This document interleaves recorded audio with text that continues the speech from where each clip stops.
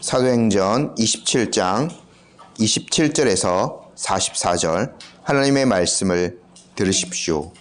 열 나흘째 되는 밤에 우리가 아드리아 바다에서 이리저리 쫓겨가다가 자정쯤 되어 사공들이 어느 육지에 가까워지는 줄을 짐작하고 물을 재어보니 20길이 되고 조금 가다가 다시 재니 15길이라. 암초에 걸릴까 하여 고물로 넷을 내리고 날이 새기를 고대하니라. 사공들이 도망하고자 하여 이물에서 닻을 내리는 채하고 거룻배를 바다에 내려놓거늘 바울이 백부장과 군인들에게 이르되 이 사람들이 배에 있지 아니하면 너희가 구원을 얻지 못하리라 하니 이에 군인들이 거룻줄을 끊어 떼어 버리니라. 날이 새어가매 바울이 여러 사람에게 음식 먹기를 권하여 이르되 너희가 기다리고 기다리며 먹지 못하고 줄인 지가 오늘까지 열 나흘인즉 음식 먹기를 권하노니 이것이 너희의 구원을 위하는 것이요 너희 중 머리카락 하나도 잃을 자가 없으리라 하고 떡을 가져다가 모든 사람 앞에서 하나님께 축사하고 떼어 먹기를 시작하매 그들도 다 안심하고 받아 먹으니 배에 있는 우리의 수는 전부 276명이더라. 배부르게 먹고 밀을 바다에 버려 배를 가볍게 하였더니 날이 새매 어느 땅인지 알지 못하나 경사진 해안으로 된 항만이 눈에 띄거늘 배를 거기에 들여다 댈 수 있는가 의논한 후 닻을 끊어 바다에 버리는 동시에 키를 풀어 늦추고 돛을 달고 바람에 맞추어 해안을 향하여 들어가다가 두 물이 합하여 흐르는 곳을 만나 배를 걸매 이물은 부딪혀 움직일 수 없이 붙고 고물은 큰 물결에 깨어져 가니 군인들은 죄수가 헤엄쳐 도망할까 하여 그들을 죽이는 것이 좋다 하였으나 백부장은 바울을 구원하려 하여 그들의 뜻을 막고 헤엄칠 줄 아는 사람들을 명하여 물에 뛰어내려 먼저 육지에 나가게 하고 그 남은 사람들은 널조각 혹은 배 물건에 의지하여 나가게 하니 마침내 사람들이 다 상륙하여 구조되니라. 아멘. 저희가 2주 전에 27장 이제 26절까지의 말씀을 함께 보면서 바울이 로마로 이제 이동하게 된 첫 번째 과정들을 살펴보았죠. 당시 로마로 가는 가장 빠른 이동 수단은 배였습니다.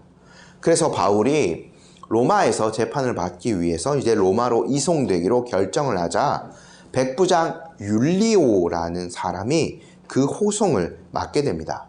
처음에는 이제 아시아 지역, 에베소 지역으로 이렇게 북쪽으로 올라가는 아드라무테노라는 배에 오르게 되었고, 그리고 그 배가 힘겹게 무라시에 이르게 되어서 이제 이탈리아로 가는 알렉산드리아에서 오는 배를 갈아타게 됩니다.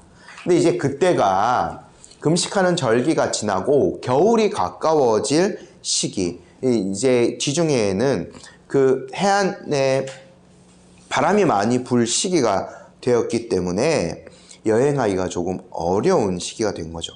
근데 이제 선장과 선주는 자신들의 어떤 이득의 문제 때문에 그레데 섬의 베닉스라는 항구에서 겨울을 지내고자 하여서 무리하게 배를 움직이게 됩니다. 그러다가 유라굴로라는 큰 광풍을 만나게 되고 배가 이리저리 막 그 지중해를 이렇게 떠돌아다니게 되죠.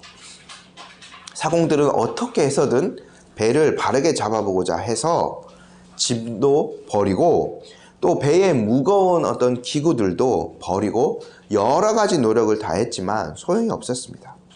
여러 날 동안 해도 달도 보이지 않고 배에 있는 사람들은 오랫동안 먹지도 못하였습니다. 하지만 바울은 이 위기의 순간에 하나님께서 그들을 지켜주실 것임을 선포합니다. 한 명도 죽지 않고 모두가 다 살게 될 것을 이야기하죠. 바울이 아무 근거도 없이 이런 얘기를 한 것은 아닙니다. 그래서 그가 섬기는 하나님께서 그 전날 밤에 확실한 약속을 그의 사자를 통해서 바울에게 주셨기 때문이죠. 바울은요, 이렇게 말씀하신 대로 약속하신 대로 이루시는 그 하나님을 철저하게 믿고 있었습니다. 바울 일행이요, 멜리데 섬의 미항을 떠난 지 약 14일이 되었을 때쯤, 2주 다 지났을 때쯤 이제 드디어 한 육지에 가까워지게 됩니다. 근데 이때가요, 계산해 보면 바울이, 여러분 안심하십시오, 우리 모두가 다 살게 될 것입니다, 하나님께서 우리 모두를 다 구원해 주실 것입니다 라고 이야기한 지 대략 한 3일 정도 지났을 때였거든요. 그러니까 제가 여러 차례 사도행전의 역사들을 말씀드립니다만, 하나님께서 이 약속을 주신 다음에 바로 그 다음날 뿅 하고 그 유라굴로 광풍을 완전히 몰아내시고 아주 쨍하고 좋은 날씨를 주신다던가, 아니면 정말 배를 이렇게 막 움직이셔서, 하나님께서 직접 이렇게 움직이셔서 그 가장 안전한 곳으로 이동시켜 주셨다면 얼마나 좋았겠습니까? 하지만 하나님께서는 그렇게 하시지 않으셨죠. 자연적인 모든 것들을 이용하셔서, 또 오늘 보면 인간적인 어떤 힘과 노력들이 다 들어가죠. 그런 것들을 사용하셔서 하나님의 일을 이루어가 주세요. 근데요, 이 약속을 듣고도 3일 동안 기다리면서 그들이 얼마나 많은 갈등을 했겠습니까? 다 구원받는다고 하면서 바울이라는 저 죄수가 우리에게 거짓말이 한 것은 아닌가 막 의심도 하고, 이렇게 가장 견디기 힘들 시기였을 것 같습니다. 14일째쯤 되면 더 이상 우리가 이 바다에서, 이 지중해 바다 중에서도 지금 이 그레데 섬과 이탈리아 사이, 그리고 북아프리카 사이에 있는 이 바다를 오늘 이 27절에 보면 아드리아 바다라고 표현하는데, 거기를 막 이렇게 표류하면서 그들의 모든 희망이 다 사라졌을 그 시기가 바로 14일 때쯤이었을 것 같아요. 근데요, 그때 아주 자그만 희망이 보이기 시작합니다. 아마 우리 흥부님들도 섬에 여행을 가보셨다던가, 섬에 관련된 다큐멘터리나 이런 것들을 보셨으면 조금은 짐작이 되실 것 같습니다. 파도가 부딪혀서 섬의 바위에 부딪히는 그 소리, 파도가 찰싹찰싹거리는 그 바위를 때리는 그 소리가 생각보다 멀리 퍼지죠. 이제 선원들이 그 소리를 들었던 것 같아요. 이제 일단은 배가 육지에 가까워지고 있다는 것을 직감적으로 이제 알았던 거예요. 근데 조심해야 될 것이 여러 가지 있죠. 섬이 나타났다고 해서 배가 그냥 그 섬에 도달할 수 있는 것이 아닙니다. 이렇게 암벽으로 이어진 부분에 배가 직접적으로 부딪히게 되면 완전히 배가 앞부분부터 부서지고 그 안에 있는 사람은 거의 살아남지 못할 거예요. 또는 섬에 가다가 섬 밑에 암초에 암초에 있는 것에 배가 걸려서 배가 밑부분부터 부서진다면, 저희가 타이타닉이라는 영화 보면은 그 배의 밑부분부터 부서지죠. 밑에 숨어있는 빙하를 이렇게 배가 건드리는 바람에 배가 이제 나중에는 두둥 나버리는데, 그런 일이 일어날 수 있는 거죠. 여러 가지 어려운 일들이 있을 수 있게 돼요. 그래서요, 지금 이 배 안에 있는 선원들이요, 일단 이 배가 한 섬에, 바울의 말대로 바울이 이야기했잖아요. 26절에 그런즉 우리가 반드시 한 섬에 걸리리라 이 말을 했는데, 바울이 그 말을 기억하고 있었겠죠. 그래서요, 그 섬에 상륙할 모든 준비들을 최선을 다해서 준비한 것 같아요. 일단 얼마나 육지에 가까워져 가고 있는지 물길을 재어본, 깊이를 재어본 거죠. 저희 28절 말씀 함께 한번 읽어봅시다. 물을 재어보니 20길이 되고 조금 가다가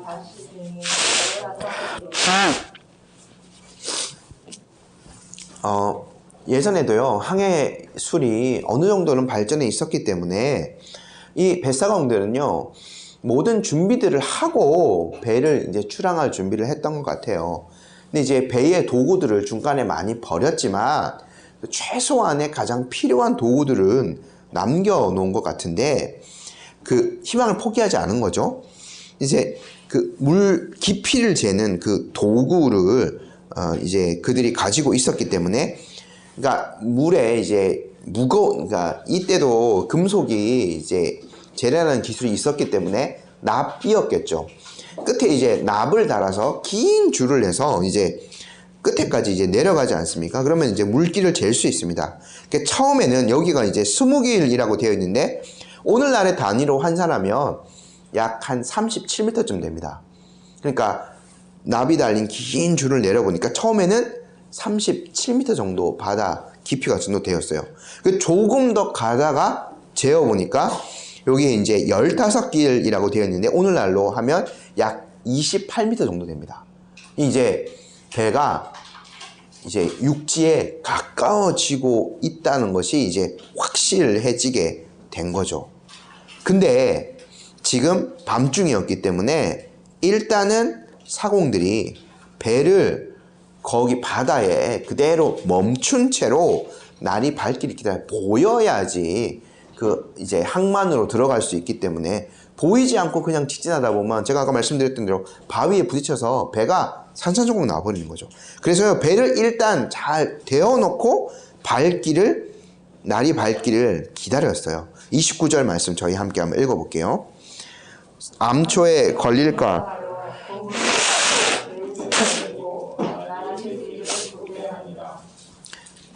고물, 배의 뒷부분이라고 말씀드렸죠.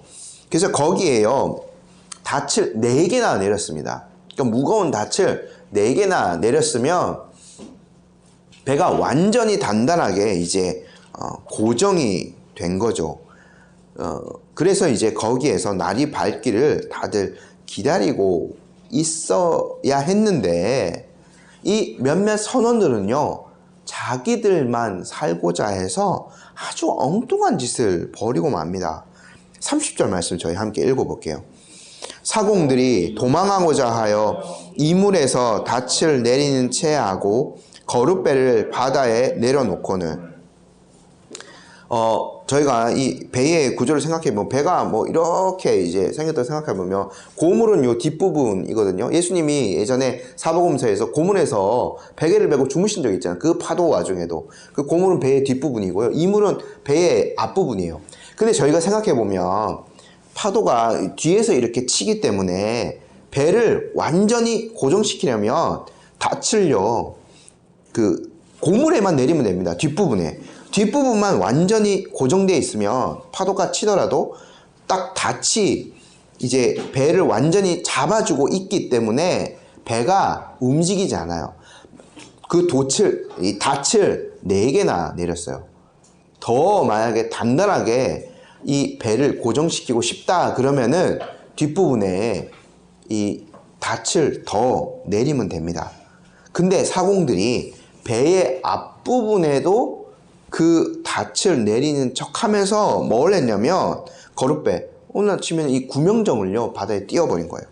사람들을 다 속이고 자기들만 그 구명정에 타서 탈출하려고 했던 거죠.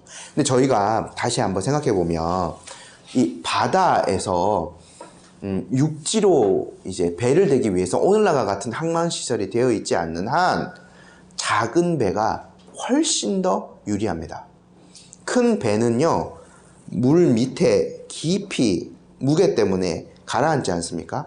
그래서요 그 육지 가까이까지 접근할 수가 없어요. 근데 작은 배를 생각해 보면 작은 배는 물에 그냥 떠 있습니다. 계속 거의 이제 내려가지 않죠. 그래서 작은 배를 타고 소수의 인원이 육지로 가면 그냥 모래사장 같은 데는 그대로 그냥 모래사장 위에까지 배를 올려 버릴 수 있는 거죠. 그러니까 이 지금 선원들은요 배를 버리는 거예요. 그리고 이 배를 버리는 것과 동시에 배에 있는 다른 사람들의 생명도 다 버리는 겁니다. 그러니까 자기들만 살려고 잘 알죠. 이 사람들은 너무나 이 바다를 잘 아는 사람, 어떻게 하면 여기서 살아남을 수 있을지 너무나 잘 아는 사람들이에요. 그렇게 해서 앞에도 이제 그 닻을 내리는 척 하면서 닻을 내린 게 아니라 구명정을 띄워버린 거죠. 자기들만 살려고. 근데 이거 정말 책임 없는 행동입니다. 아까 제가 잠깐 타이타닉 영화 말씀드렸지만 그 타이타닉 영화가 뭐 실화를 바탕으로 했지만 뭐 꾸며진 이야기가 많을 수도 있습니다만 거기에서요 배를 끝까지 지킨 사람들은 선원들이에요. 어린아이와 여자부터 태워보내고 그리고 이제 뭐 몸이 불편한 사람 구명정에 태워보내고 배를 끝까지 지키고 있던 사람들은 선원들 그리고 뭐 영화 보면은 이렇게 바이올린 연주자들 끝까지 찬송가 연주하고 있었던 바이올린 연주자들 뭐 몇몇 사람들이 있는데 선원들은요 배를 끝까지 지켜 이게 의무예요. 근데 지금 이 알렉산드리아에서 출발한 이 배의 선원들은요 가장 책임 없는 모습을 보여주고 있어요. 나머지 사람 죽든지 말든지 신경 안 쓰고 자기들만 구명정 띄워서 이제 우리만 살자라고 했던 거예요. 사람들 다 속여가면서. 근데요 바울이 유일하게 지금 이 배여서 바울만 그 선원들의 행동을 간파하고 있었어요. 그들의 행동을 우연히 발견했거나 아니면 하나님께서 미리 그것들을 말씀해 주셨을 수도 있습니다. 또는 바울이요 이 항해를 하면서 그들의 사공들의 모습을 좀 봤을 거예요. 그들이 얼마나 조금 이기적인 모습을 보였는가 바울이 충분히 추측했을 수도 있는 거죠. 그래서 하지 않아도 될 행동, 바울도 항해에 대해서는 잘 아는 사람이라고 말씀드렸죠. 이 닻을 뒤에만 내리면 되는데 앞에도 내린다는 그 하지 않아도 될 행동을 보면서 바울이 충분히 그 사람들이 뭘 했을지 짐작을 할 수 있었을 거예요. 그래서요 바울이 그 선원들이 탈출하면 나머지 배를 조종할 수 있는 사람이 없잖아요. 그러니까 거기 있는 나머지 사람들은 그냥 육지 가까이에서 죽고 마는 거죠. 그래서 바울이 어쩔 수 없습니다. 그 행동을 공식화하기 위해서 백부장에게 그들의 행동을 이르게 되죠. 31절 말씀 저희 함께 한번 읽어볼게요. 바울이 백부장과 군인들에게 이르되 이 사람들이 배에 있지 아니하며 너희가 구원을 얻지 못하리라 하니. 바울이 아주 조금 센 그 표현을 한 겁니다. 맞아요.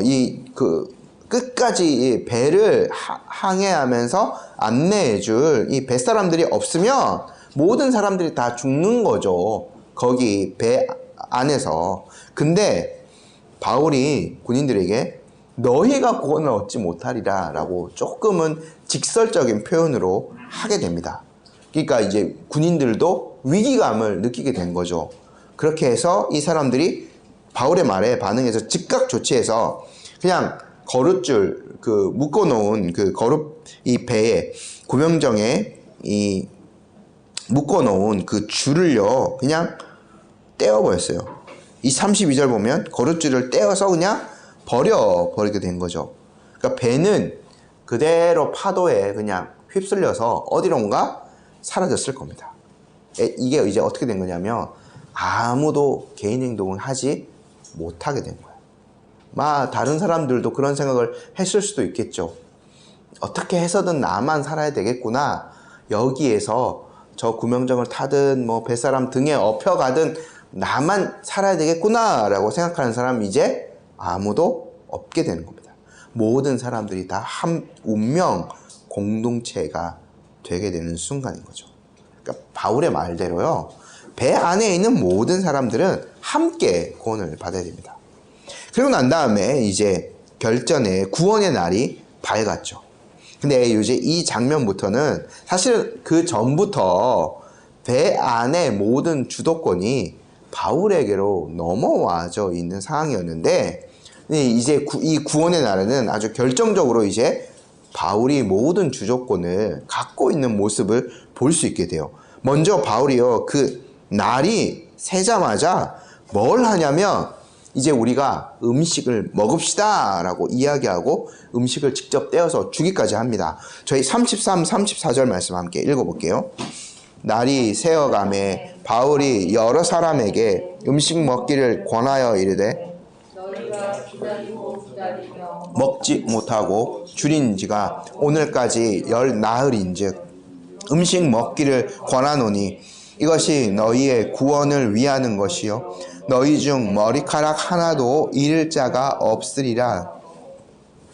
배 안에 있는 사람들 이 2주간의 거의 기간 동안 음식도 제대로 먹을 수 없었던 것 같아요.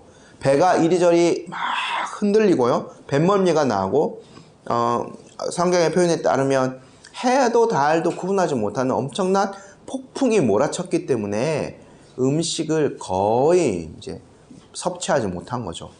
사람이 뭐 이렇게 한 2주 정도 음식을 먹지 못하면 아무 힘이 없습니다. 저도 사실은 해마다 연말이 되면 대학생 때는 그 금식수련회, 저희 그 소속된 선교단체에서 금식수련을 했기 때문에 금식수련을 갔는데, 거기서는 이제 딱 7끼를 금식을 하거든요. 근데 그 7끼 이제 마지막 금식하는 저녁이 지나고 저녁 집회 갈 때는 거의 뭐 저는 제대로 서서 못 갔어요. 뭐 거의 기어가다시피 해서 이제 그 집회장에 가고 했거든요. 그러니까 힘이 하나도 없어요, 사람이. 곡기를 끊으면. 지금 많은 사람들이 14일째 거의 음식을 먹지 못했기 때문에 이 정도인 거예요. 근데 이제 결제 날이에요. 이제 구원받을 날이에요. 그러니까 음식을 먹고 이제 그 근육이 힘을 얻고 정신도 맑아져서 이 사람들이 마지막 힘을 다해서 육지로 가야 하거든요. 그래서요, 34절에 바울이 말하는 이 너희의 구원, 이거는 영적인 구원이 아니라 육체의 구원을 말하는 거죠. 이것을 위해서는 음식이 힘이 반드시 필요했던 거죠. 아까도 말씀드렸습니다만 276명이 모두가 다 구원받는 것, 이거 사실은 알고 보면 하나님의 초자연적인 역사입니다. 하나님이 약속해 주셨고요. 이러한 상황에서 폭풍을 14일 동안 만나고 아무 이렇게 지금 다들 지쳐있는 상황에서 276명이 모두 구원받는다는 것, 이 하나님의 기적이에요. 근데 이것을 위해서는요, 반드시 자연적인 힘도 필요했어요. 육체적인 힘이 필요했기 때문에 바울은 모든 사람에게 음식을 먹을 것을 권했어요. 네, 이제 그 배 안에는요, 아마 뱃사람들도 이방인이었을 것으로 보여지고, 백부장 율리오를 비롯한 그 군인들, 많은 이방인들이 있었던 것 같은데, 바울은요, 이제 본인이 거의 배 안의 일들을 주관하는 사람이 되었기 때문에 유대인 식사 예절로 바울이 식사를 주관해요. 이것도 놀랍죠. 35절 말씀 저희 함께 읽어볼게요. 떡을 가져다가 모든 사람 앞에서 하나님께 축사하고 떼어 먹기를 시작하며, 이 마치 이게 그 장면 같지 않습니까?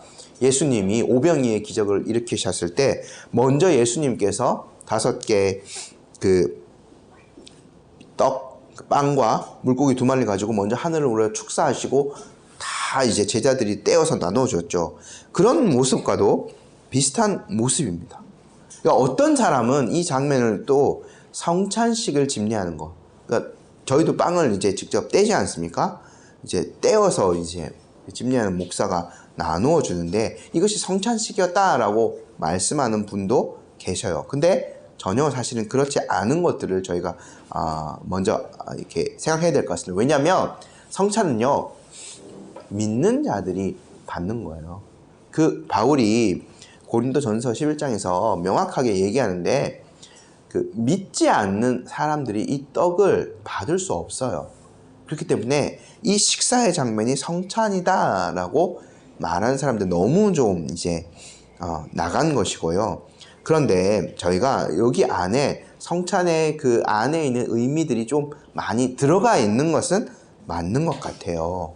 왜냐하면 저희가 첫 번째 생각해 보면 예수님이 첫 번째 성찬식을 제자들과 함께 마가의 다락방에서 하셨을 때 그거는 따로 뭐 하신 것이 아니라 그냥 유대인의 전통적인 식사 시간이었거든요. 그래서요, 예수님께서 감사기도 하시고 떼어서 나눠주셨죠. 이 그 식사 자리에서 주인이라 할 수 있는 사람이 하나님께 감사기도 드리고 떼어서 나누어 먹는 것은 유대인의 전통 식사 예절이었어요.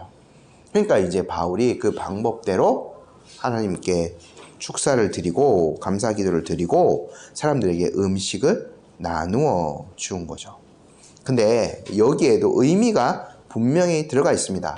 이 음식을 주는, 하나님께 감사기도 드렸다는 것은 음식을 주신 분이 하나님이시다라는 것을 고백하는 행동이고요. 그 음식을 주시고 우리의 몸에 힘을 주시고 결국에는 이 배의 모든 사람들이 구원을 얻을 수 있게 할 수 있는 분이 하나님이시다라는 것들을 고백하는 행동인 거죠. 다 위로, 아마 이렇게 들고 기도하지 않았을까 싶은데요. 이렇게 위로 하늘로부터 그 모든 것들이 내려온 것이다 라는 것을 바울이 직접 드러내어서 표현한 것이죠. 그리고 저희가 올해 이제 2월 달부터 성찬식을 이제 할 것 같은데, 성찬식 빵이요, 저희 교회는 미리 잘라놓지 않죠. 다 이제 한 빵에서 자릅니다.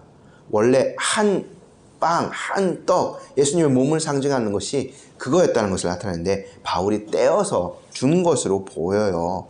그러니까 한 빵에서 많은 사람들이 떼어, 여기 이제 35절 보면 떼어 먹기를 시작하며라는 표현이 들어가 있어요. 성찬식은 아니지만 그 의미가 있는 거예요. 한 빵에서요, 사람들이 나누어 먹는 거예요.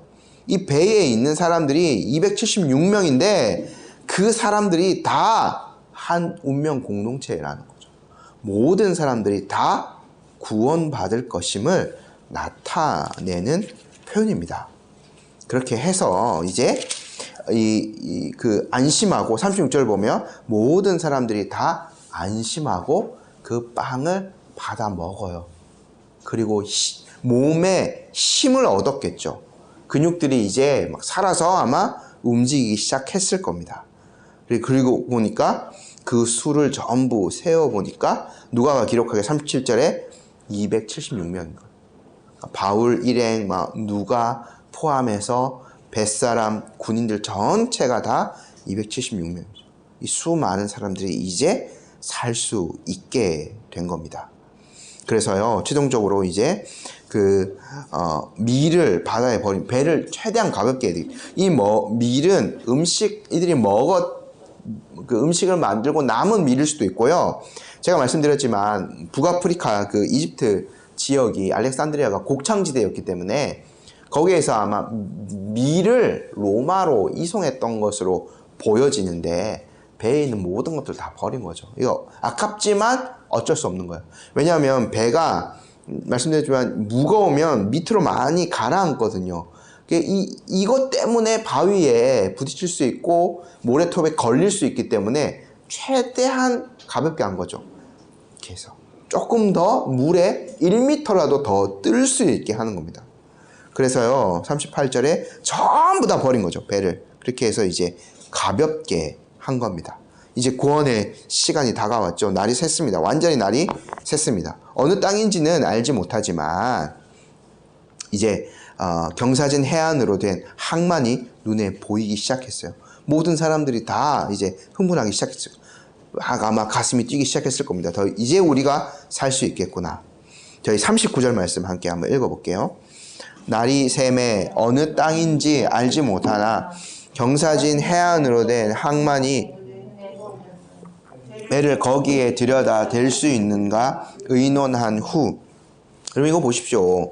39절 읽어보면 여기 이런 그 어려운 작업, 배를 항만에 대는 이때가 가장 사고가 많이 일어나는 이때인데 지금 이러한 순간에 경험 많은 뱃사람들이 없다고 생각해 보십시오. 사람들 살아나기 힘들 거예요. 배가 그냥 이리저리 막 움직였겠죠. 그러니까 이 뱃사람들이 꼭 여기에 있어야 되는 거죠. 근데 이제 28장에 그 1절에 보면 섬 이름이 나오죠. 멜리데. 오늘날의 몰타 섬입니다. 지중해.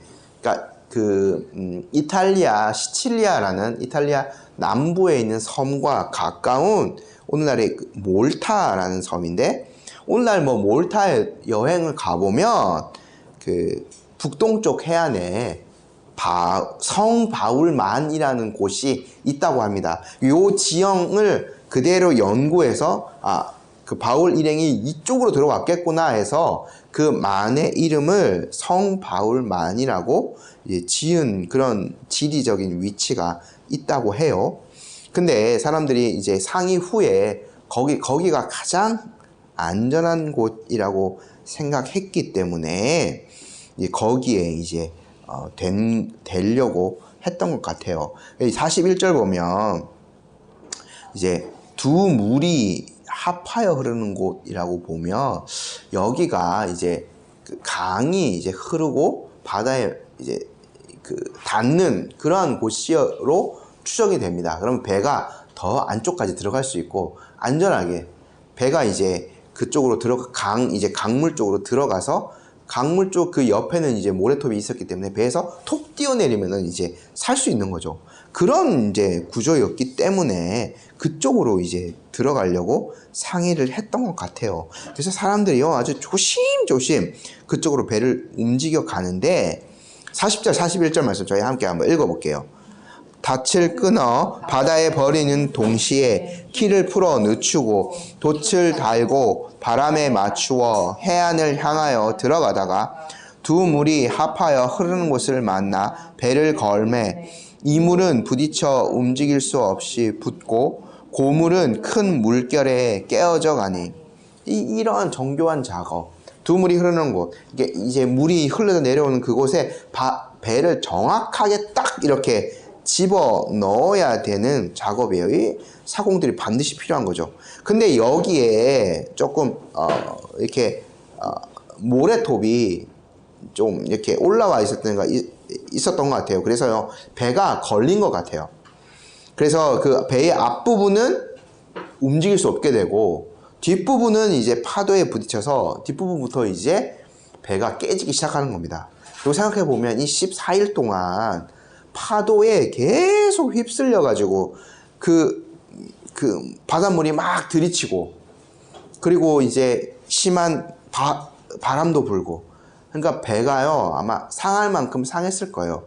이 정도의 배가 이제 깨지기 시작했다는 거 보면 14일 동안 배가 버틴 것도 기적이라고 보여집니다. 지금 이제 마지막에 이제 위기의 순간이 발생하게 된 거죠. 혼란스러운 상황이 이제 마지막에 닥쳤습니다. 오도 가도 못하는 어떻게 보면 이제 최악의 상황이 그러니까 그들의 생각과는 다른 최악의 상황이 발생한 거죠. 근데 이 상황에서 가장 빠르게 움직인 사람은 로마의 군병들이었어요. 지금 이 배에는요 여러 부류의 사람들이 있는데 바울을 비롯한 로마로 호송되는 죄수들이 많이 타고 있거든요. 근데 제가 2주 전에도 말씀드렸던 것 같은데 바울을 제외한 나머지 사람들은 로마까지 압송되는 걸로 보면 굉장히 좀 흉악범들이었을 것으로 보여집니다.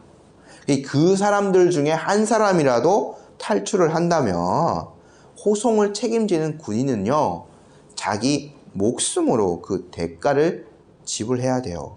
이게 로마의 법에 정해져 있었다고 하거든요. 저희가 빌립보 감옥에서도 한번 생각해 보십시오. 빌립보 감옥에서 바울과 실라가 뭐 원하진 않았지만 그 간수의 입장에서는 바울과 실라가 탈옥한 거잖아요.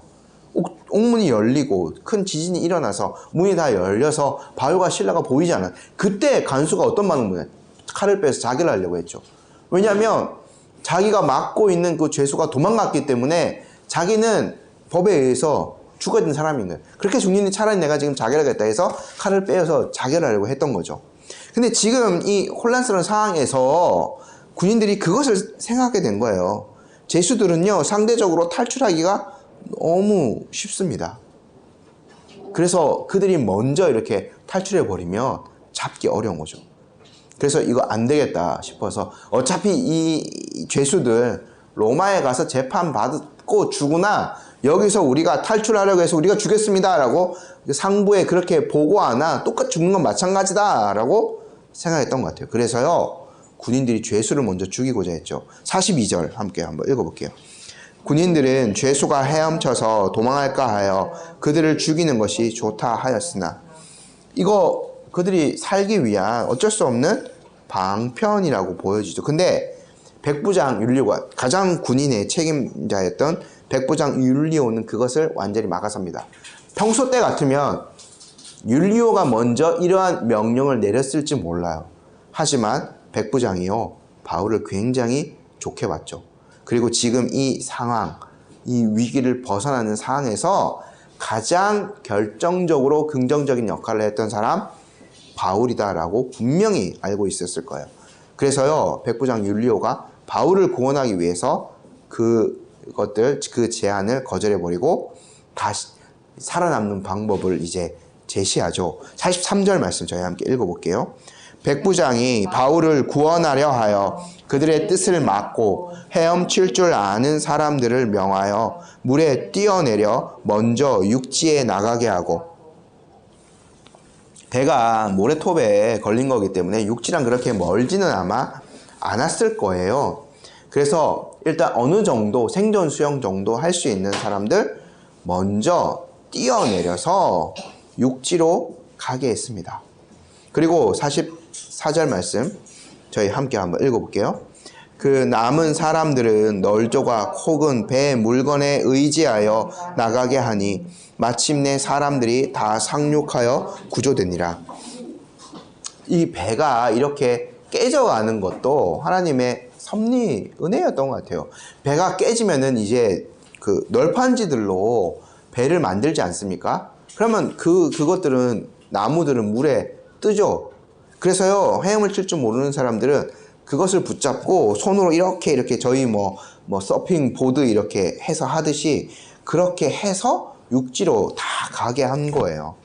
놀랍죠, 하나님의 섭리가. 그렇게 해서요, 276명의 모든 사람들이 다 생명을 구원받은 겁니다. 근데요, 뭐요? 하나님의 약속이 있었기 때문에. 이거 뱃사람들의 노력, 율리오의 지도력, 바울이 다 잘했기 때문에 물론 그 모든 인간적인 요소가 들어갔지만 궁극적으로는요, 하나님께서 276명의 모든 사람들의 생명을 살려주시겠다 약속하셨고, 그 하나님 약속하신 대로 이루시는 분이시기 때문에 가능했던 분이었죠. 바울은요, 그렇게 약속하신 대로 분명히 이루시는 하나님을 믿고 있었어요. 정말 어려운 시간을 지나고 지금 상륙하는 것 가장 고난이도의 작업이었지만 그렇게 신실하신 하나님께서는요, 276명의 모든 사람들의 생명을 보호해 주신 거죠. 그렇게 해서 어떻게 돼요? 나중에 28장 보면 멜리데 사람들에게도 복음이 전하여지고 바울을 통하여서 이제 로마에도 복음을 전할 수 있도록 해 주신 거죠. 오늘 저희 그 말씀을 통해서 우리 그리스도인이 이런 극한의 위기의 상황에서 어떻게 살아야 하는지 교훈을 잘 배울 수 있어요.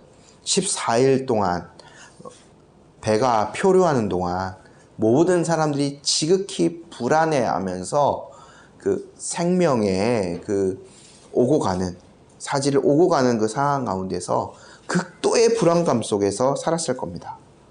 근데 이 뱃속에서 모든 사람들이 혼란을 겪고 불안해하는 상황 가운데서 결코 흔들리지 않는 한 사람이 있었습니다. 그 사람이 바로 사도 바울인 거죠. 신실하게 하나님을 믿고 있었던 바울이었기 때문에 결코 그는 흔들리지 않았습니다. 왜냐면요, 바울이 믿고 있는 하나님, 우리가 동일하게 믿고 있는 하나님은 평온한 순간에나 위기의 순간에나 늘 동일하신 분이시기 때문입니다. 바울이 이 위기의 순간에 엄청난 리더십을 보여주죠. 바울 자체가 대단한 사람이 아니었기 때문이 아니에요. 바울은요, 그 신실하신 변함없는 하나님을 믿고 있었기 때문에 모든 사람들이 다 불안하면 누가 남을 챙기고 그 앞에 나서서 리더로 나설 수 있겠습니까? 그러나 바울은 하나님을 믿고 있었기 때문에 그가 뱃사람이 아님에도 불구하고 로마의 군인, 정치적인 지도력이 없는 사람이었어도 불구하고 바울은 리더로 나설 수 있게 된 거예요. 중심이 있었던 거죠. 우리 또한 이 흔들리는 세상 속에서 결코 하나님을 믿는 이 중심을 잃어버려서는 안 될 것입니다. 이 혼란하고 위태한 시대를 살아가는 우리 그리스도인의 첫 번째 의무가 뭐냐면 변하지 않는 하나님을 붙드는 거예요. 사도 바울처럼. 두 번째 우리가 생각해 볼 교훈이 뭐냐면 이 위기의 순간에 남을 위하는 삶을 우리는 더 적극적으로 실천해야 된다는 겁니다. 오늘날 생각해 보면 이 배, 지금 이 알렉산드리아에서 출발하는 배가 하나의 작은 세상이라고 생각해 보십시오. 이리저리 흔들리고 위기가 닥치죠. 우리가 살아가는 모든 순간이 사실 이렇지 않습니까?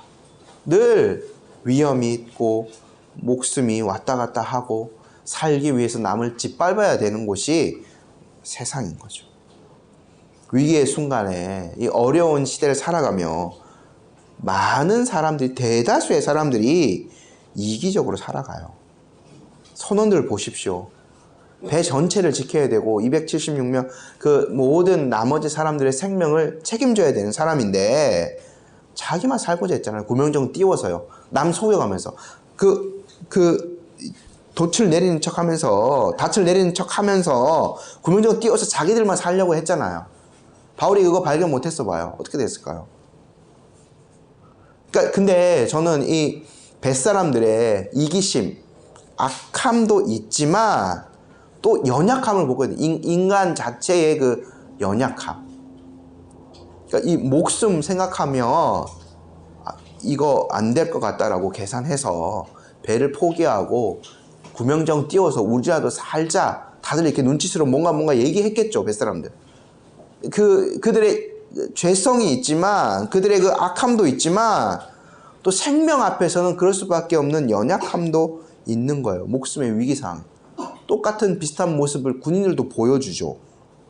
배가 깨어지자 죄수들이 도망할까봐 죄수들 먼저 죽이자고 했잖아요. 왜요? 그렇지 않으면 자기들이 죽기 때문에. 그 불안감, 연약함들 이런 것들이 다 보여지는 거죠. 모든 부류의 사람들에서 그럴 수밖에 없는 겁니다. 근데요, 다른 사람의 목숨보다 자기 목숨 중요하게 여기면서 살아가는 게 그게 살아가는 방식이죠. 세상 사람들이. 근데 이런 절체절명의 위기의 순간에서 모두가 다 함께 살아야 됩니다. 우리 모두가 다 한 명도 머리카락 하나 상하지 않고 다 살 것입니다 라고 이야기한 사람은 바울뿐이에요. 오늘 바울 일행, 누가를 포함한 바울 일행 모든 사람들이 그렇게 했겠죠. 신실한 그리스도인이 그렇게 했어요. 바울은 모든 사람들이 생명을 얻어야 되기 때문에 그 날이 받자마자 음식을 권하고 힘을 차리게 했어요. 바울이 또 결정적인 일을 했죠. 서론들의 그 이기적인 행동을 막았어요. 모든 사람이 다 살 수 있는 행동을 한 거죠. 또요, 나머지 모든 죄수들이 살 수 있었던 것 사실은 사도 바울 때문이었던 거죠. 그러니까 바울 때문에 배에 있는 모든 사람들이 다 살 수 있었던 거예요. 하나님의 신실한 약속이 있기 때문에 살 수 있었는데 바울은 그 하나님의 신실한 약속을 믿고 가만히 있었던 게 아니라 모든 사람들의 생명을 보존하기 위해서 부단히 애썼던, 바울이라고 안 힘들었겠습니까? 14일 동안 먹지 못하면 얼마나 힘들었겠어요. 그러나 바울은 먼저 남을 생각하는 것들 포기하지 않았죠. 그래서요, 바울이 유대식으로 하나님 앞에 축사하고 기도하고 빵을 떼어줘서 나누어줘도 아무런 반대 이방인들 그런 것들 없는 겁니다. 적극적으로 바울이 생명을 살리는 일에 앞장섰기 때문에. 우리 그리스도인들이 이렇게 살아야 되지 않겠습니까? 우리 그리스도인들이 가는 곳에 생명이 보존되어지고 모든 사람들이 함께 잘 사는 그런 공동체가 되어야 되지 않겠습니까? 그리스도인들이 신실한 그리스도인이 가는 곳마다 많은 사람들의 생명이 회복되어지고 모두 함께 잘 살고 복되게 살아가는 그런 역사가 있었으면 좋겠어요. 어떤 사람들은 신앙을 지극히 개인화합니다. 종교적인 수양을 하듯이 나만 구원받고 나만 교회 나와서 우리 가족과 또 나 자신의 건강, 내 주변에 해당되는 사람들만 잘 먹고 잘 살게 해달라고 열심히 기도해요. 교회 안에 있는 주변 사람들이나 그의 그 생활에 관련된 주변에 어떤 사람들이 살아가는지에 대해서는 관심 없는 사람들이 있습니다. 나만 잘 먹고 잘 살고 하나님은 내가 잘 먹고 잘 사는데 그냥 뒤에서 밀어주시고 도와주셔야 될 뿐으로만 생각하는 사람들이 있는 거예요. 정말 좋은 그리스도인의 삶이 아닙니다. 바울의 모습을 함께 한번 보십시오. 바울 그렇게 살지 않았습니다. 모든 그리스도인의 표본이죠. 위기를 살아가는. 그래서 이 신앙을 조금 더 공적으로 드러내어서 주변에 많은 사람들이 함께 잘 살고, 우리 교회에 있는 모든 지체들이 하나님을 신실하게 섬기고 영혼과 육체가 범사에 잘되게 하는 일에 우리 신실한 그리스도인이 앞장서 가야 됩니다. 2024년도 우리의 신앙을 이렇게 더욱더 아름답게 가꾸어 갈 수 있는 우리 모든 성도님들 되시기를 간절히 소망합니다. 저희 이 시간 함께 기도하도록 하겠습니다.